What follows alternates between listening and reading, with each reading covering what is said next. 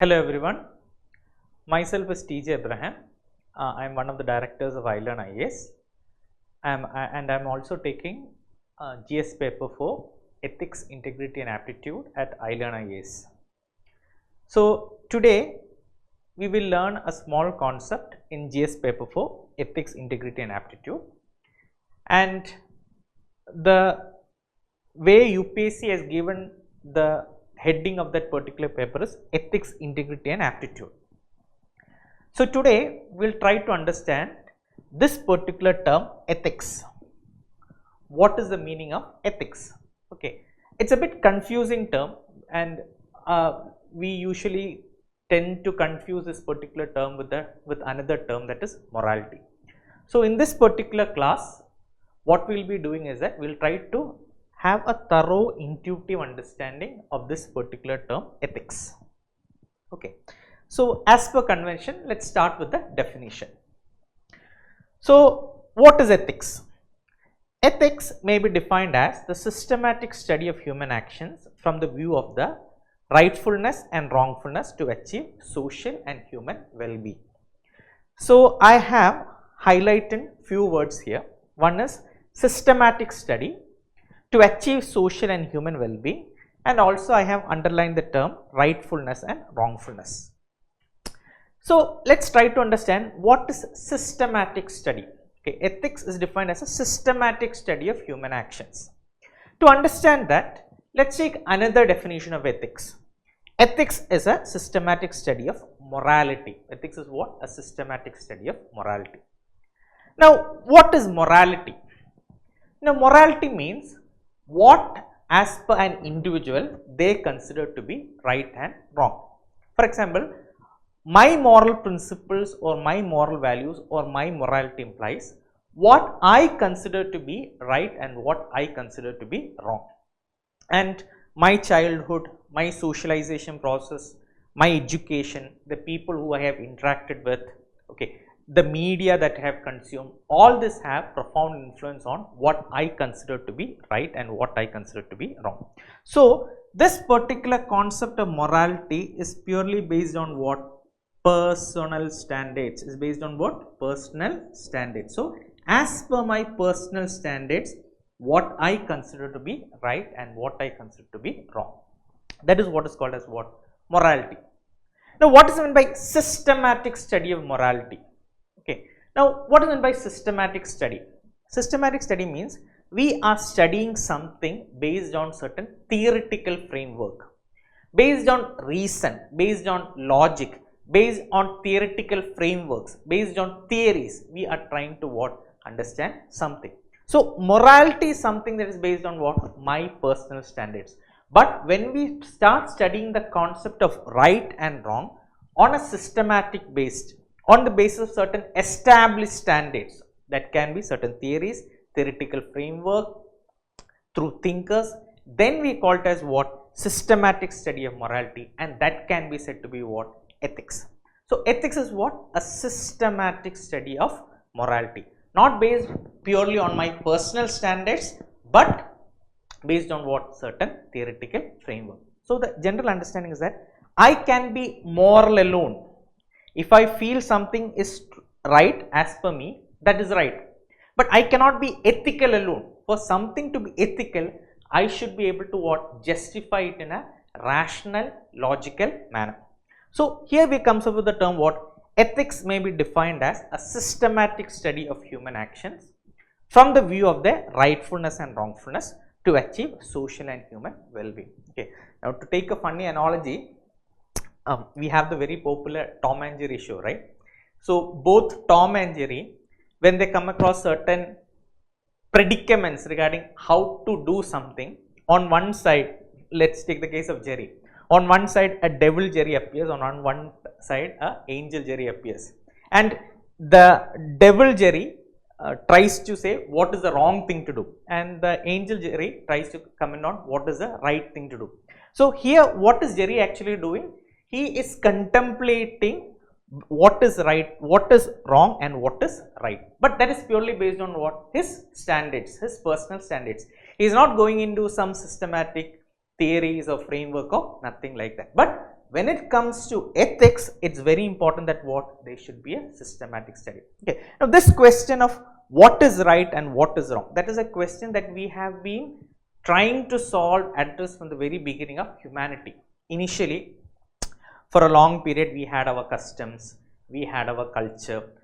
Customs and culture gave us directions regarding what is right and what is wrong.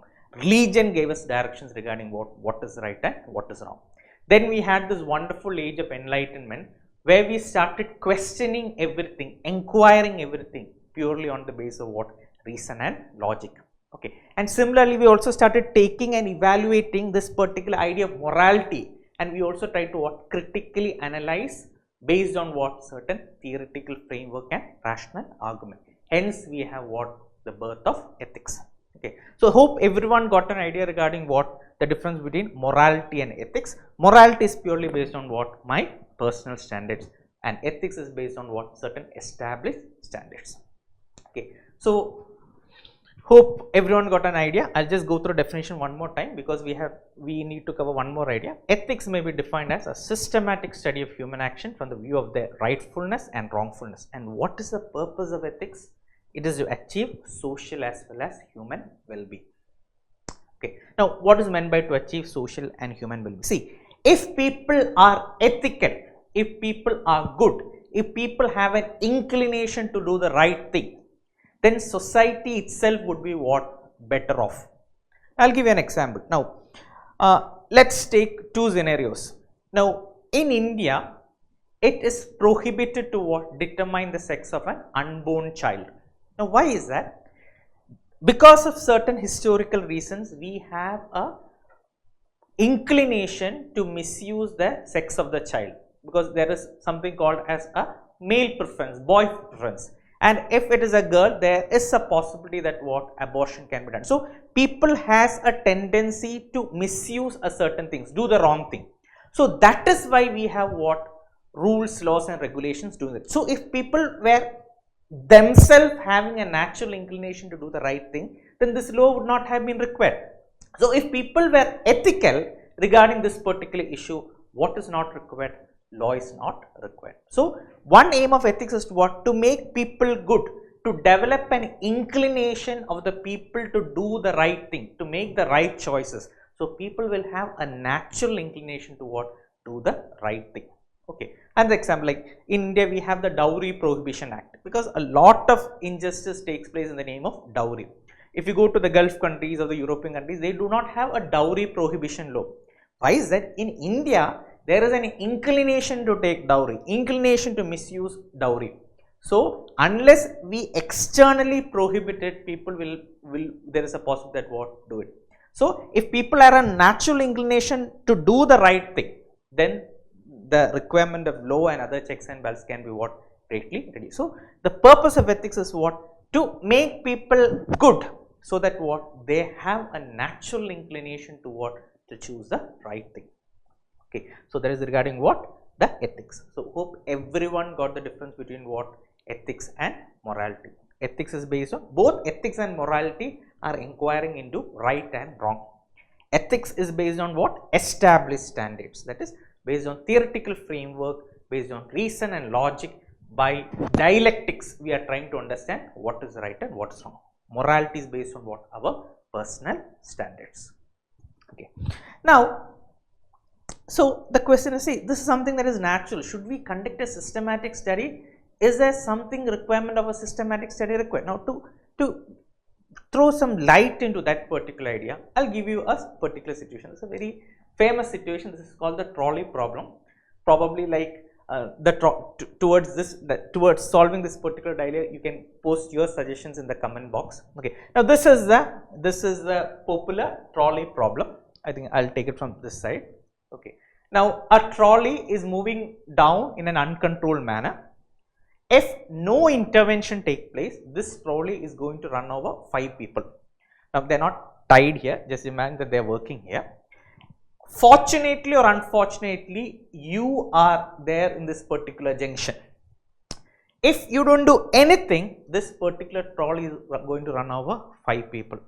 But if you intervene and move the lever, rather than this particular trolley moving in this direction, it can be diverted into this direction. But because of your conscious intervention, rather than 5 people dying, 1 person is going to die and you are directly responsible for this. The question is, will you do that? So when I take this particular question in the class, about 80% of the students are going to say that, sir, we are going to shift the trolley because the consequence of this is better than the consequence of 5 people dying, because obviously the life of 5 people are more important than what the life of 1 person. Okay, so that seems to be a reasonable argument. You can give your comments in the comment box. Let's take a different scenario of this particular. So here you are basing your decision based on what? The consequence of your action. Something inside you, your morality told that what? This is the right thing to do, and you try to rationalize something based on what? The consequence of the action. Now let's take a slightly different scenario. See, this is a similar scenario.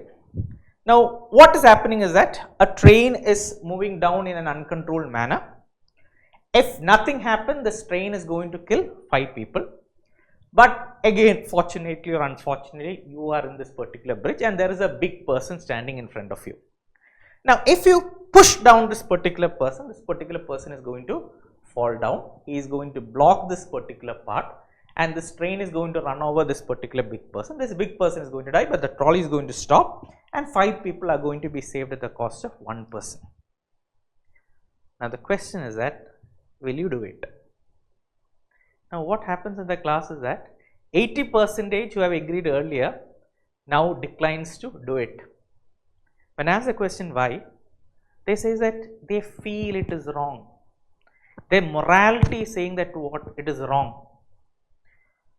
But is that sufficient? We need to have some theories, some theoretical frameworks to rationally reach a conclusion. What is the right thing to do? We cannot purely do that based on what? Our intuition. And that is where what? Ethics comes to play. Now this seems a very theoretical question, a hypothetical question. But in the current scenario, when the era of autonomous cars are beginning, when we have cars like Tesla, Mercedes-Benz, they are into autonomous driving. Now what should a car do? What should the algorithm do? For example, we have a car coming down. People are crossing. If the car does not do anything, 5 people are going to die.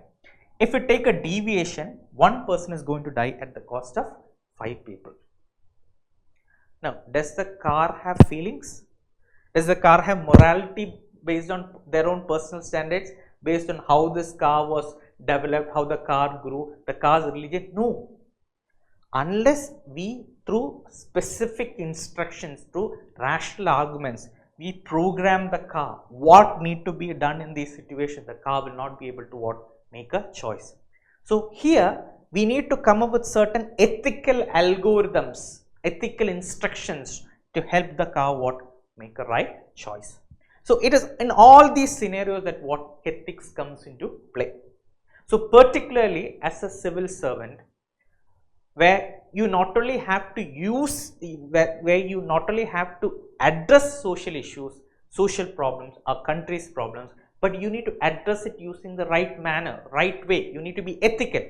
So particularly when it comes to civil servants, when they are resolving ethical dilemmas and case studies and other problems, ethics comes into what? Very important. They cannot do something based on this is what they feel.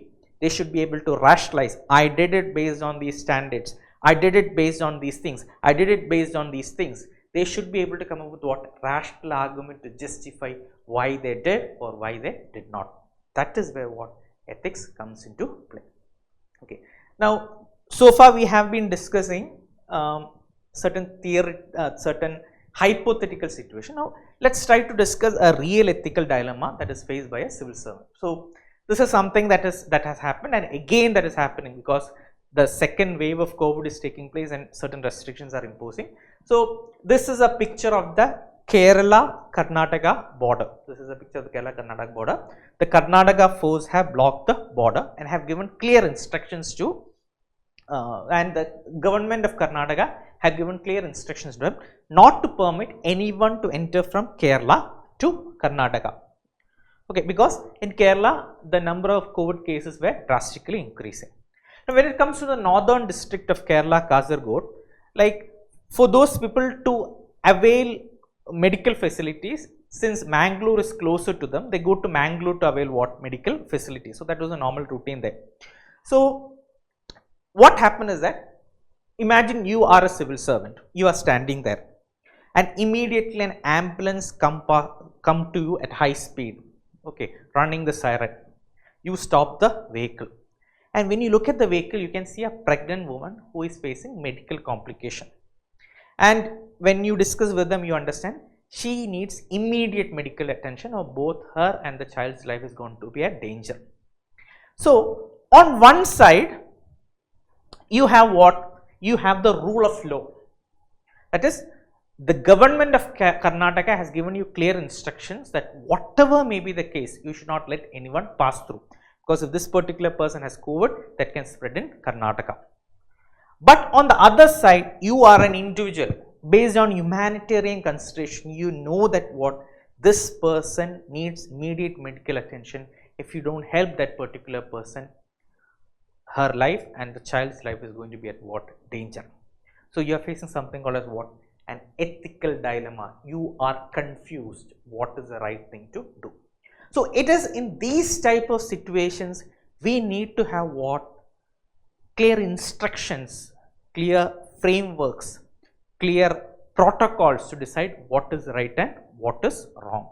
And it is at this particular moment that is what ethics is going to help us, because our morality that varies from person to person, that cannot guide us. It should be based on what? Certain established standards. So I hope by this everyone got an understanding regarding what ethics is and how ethics is different from morality, and why it is what important to study. Okay. Now before we wind up, I'll just go through the definition one more time. Ethics is a systematic study of morality. Ethics may be defined as a systematic study of human actions from the view of their rightfulness and wrongfulness to achieve social and human well-being. Okay. So hope it is clear. And when it comes to the trolley problem, and when it comes to this COVID dilemma, you can post your comments in the comment box. Okay. So okay, we'll see in the next session. Okay, thank you. Have a good day.